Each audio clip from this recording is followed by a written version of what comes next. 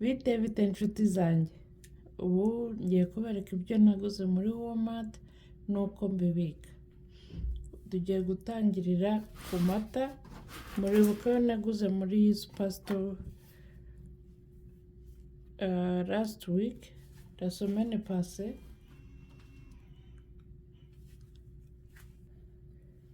Dore aya niyo nari nsigaranye. Iyo ugaburira abantu b'abatineja nyine, ubundi ngura amabido nk'atatu ku munsi umwe. Iyo nagiye muri Costco niho biri kuri make. Naguze yogurt, ndaza kubereka uko nzibika. Naguze amavuta yo mu mutwe, nayo urayahabona muri Walmart. Na produit iyo nta mwanya mfite kujya muri salo, ndabyikorera. N'isabune yo koga. Noneho ibi byose ntabwo nagutumiye ariko buriya. Na karoti na gingembre, izi nizo dukunda kunywa mu mbeho, na poivro. Nimubona kandi kaboko n'umuhungu wanjye arimo arabibika. Noneho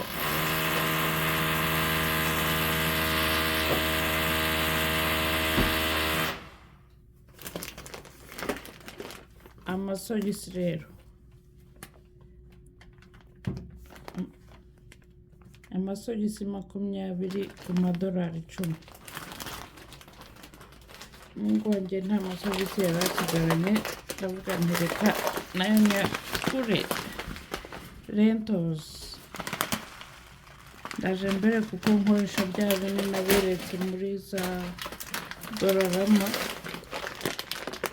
Red beans ibiro 3. Ibi byari ku madolari 10. Ibi bishyimbo na lentos byari ku madolari 10. Ibi ni amadolari 9. Ni izindi lentos z'ubundi bwoko, dore izina ryayo.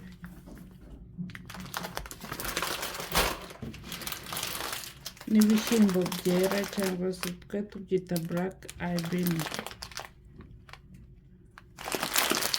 Dore ingredients zabyo.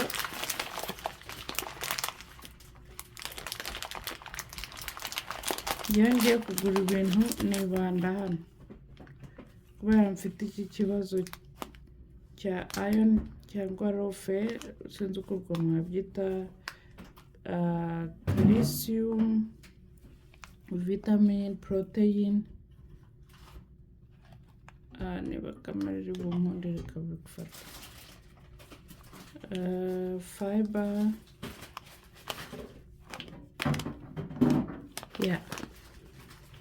Ndaza mbereke rero uko nkoresha.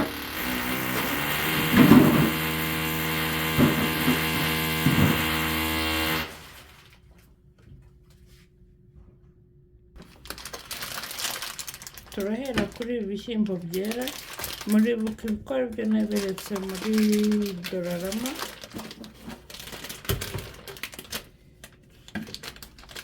Sinye nkunda ibintu by'amashashi mu rugo.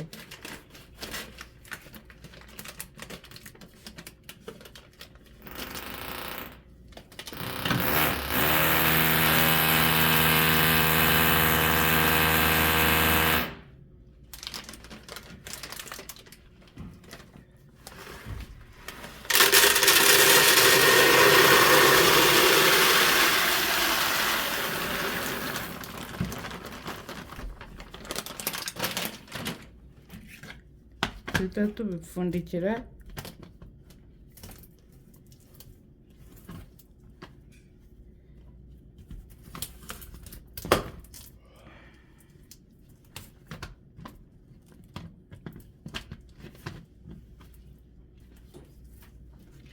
Urabona ukuntu biba bisa neza iyo biri mu gikopo nk'iki. Kimwe kirarangiye,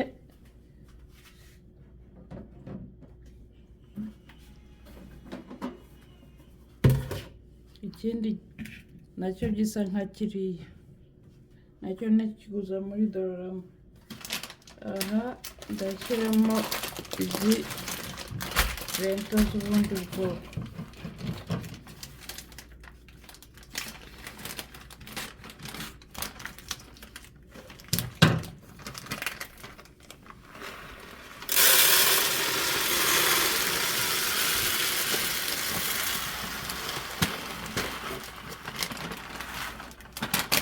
Hari igihe mfata sizo ngakata iki nkagishyira hano kuri iki gikopo kugira ngo mumenye buri gikopo ikintu kirimo.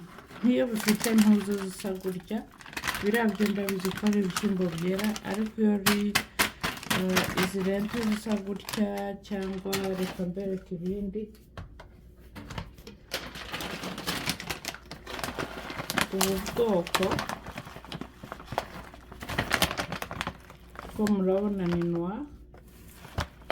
Iyo nabishyize mu bikopo nk'ibi ngibi nkata iki ngagishyira ku gikopo hariya nkamenya nti iki gikopo kirimo. Murabyibuka ko naberetse n'ibi ngibi. Iki nacyo nakiguze muri Dollarama. Tugiye gushyiranamo ibi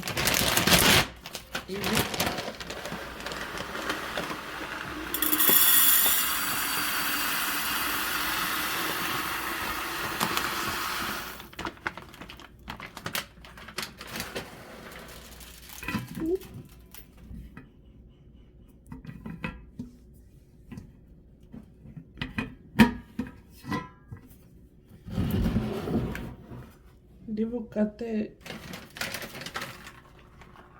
iyi pariti nyishyireho hariya kuri kiriya kirahure kugira ngo menye ni ibiki birimo hariya.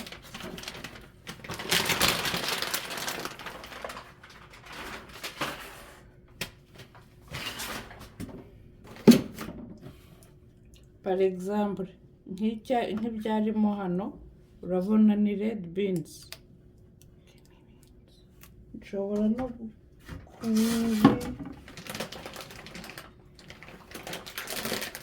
gukoresha iki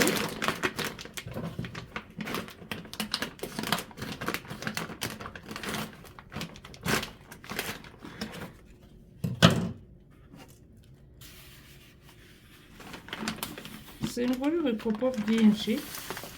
Nkaha urabona hari harimo ni nka nido cyangwa coffee mat yashizemo iki, none nicyo nkoresha.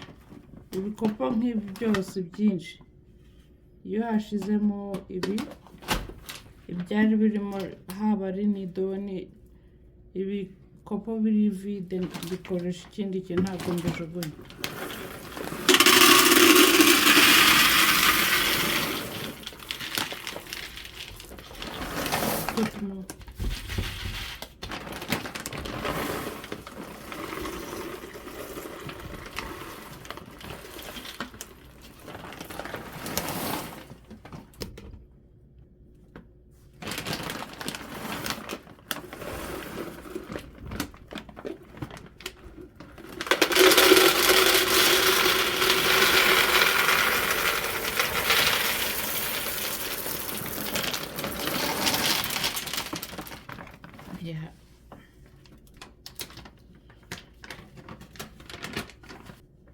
Iki nacyo ndi bufate sizo nkate hano mbishyire kuri iki. Noneho ndaba nzi ikintu kiri muri buri gikombe cyose.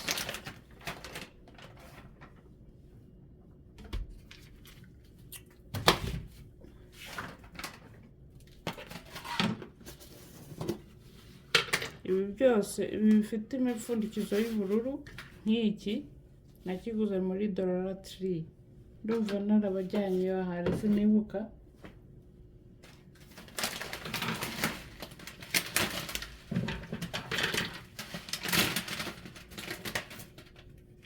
Nzajya mbere kuko nteka ibi bishyimbo.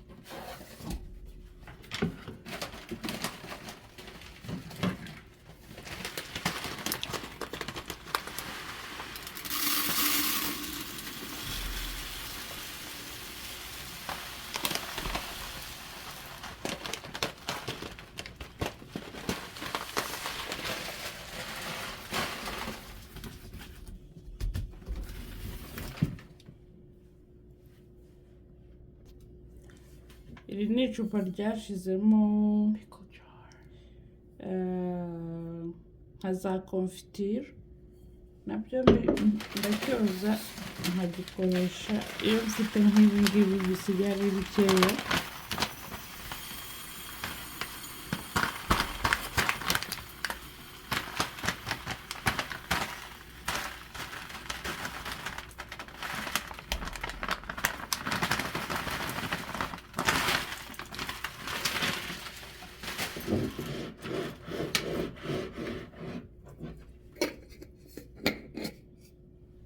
Iki ngiki ndi bufate umwanya wo kubipfundikira tugeze kuri ginger rero nazo nzishyira mu bikombe nk'ibi. Nanga ikintu cyitwa igikarito mu nzu.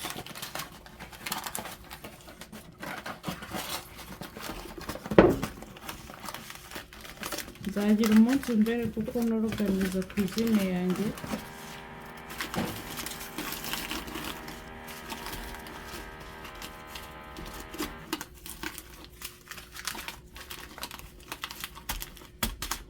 Yeah. Okay guys, ndibaza ari ibi nari nateguye uko mbibika.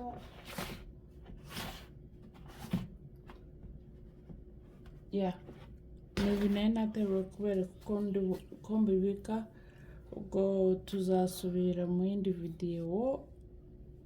Bye for now.